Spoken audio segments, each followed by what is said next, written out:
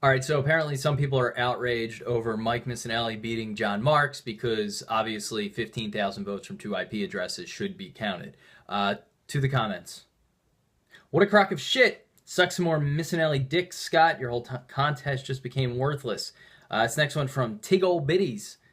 I agree with you completely. Kyle just has more love and bias for the 97.5 people because they give this garbage tournament publicity and airtime. Kyle's entire site security is fraud. Is fraud.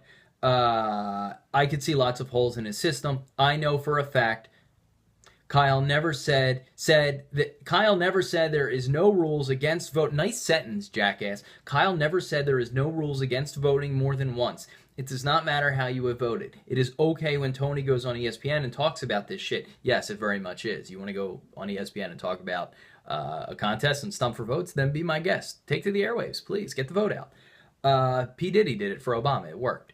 It is okay when Tony goes on ESPN. That's a violation, Kyle. Kyle, you horse shit. R-I-M, whatever. Okay, next one. Republicans are right. There is massive voter fraud in this country. Next one. CB would never screw the morning show. He won't even allow negative comments against Rhea. Totally not true. For fear that they won't let him on the show anymore. Haven't been on in like months. No favorites here. Don't care. Like those guys. Don't care. Not trying to play favorites. WTF, Marks would have won anyway. Actually, he would not have. There were 15,000 votes that were spammed from a script to vote for him. Josh Innes got host. Okay, so a lot of people are upset because Innes lost the other night to Cataldi when Cataldi had like 7,000 votes in his favor from a few IP addresses.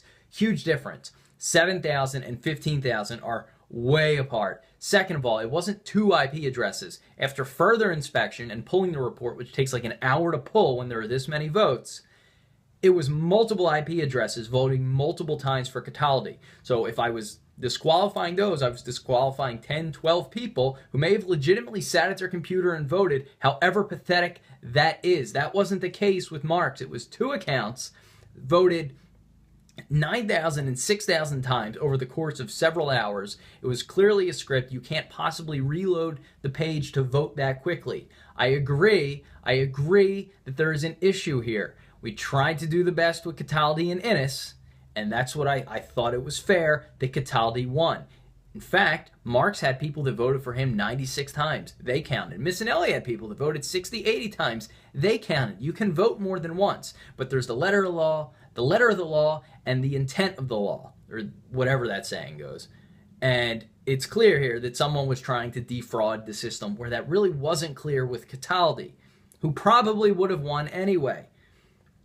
Next one, friendly hackers out there who rigged this, please take down this bullshit and make sure crossingbroad.com is a 404 error for whatever the next month fucking Cataldi and Missanelli paid off Kyle. Way to take it up the ass, Kyle.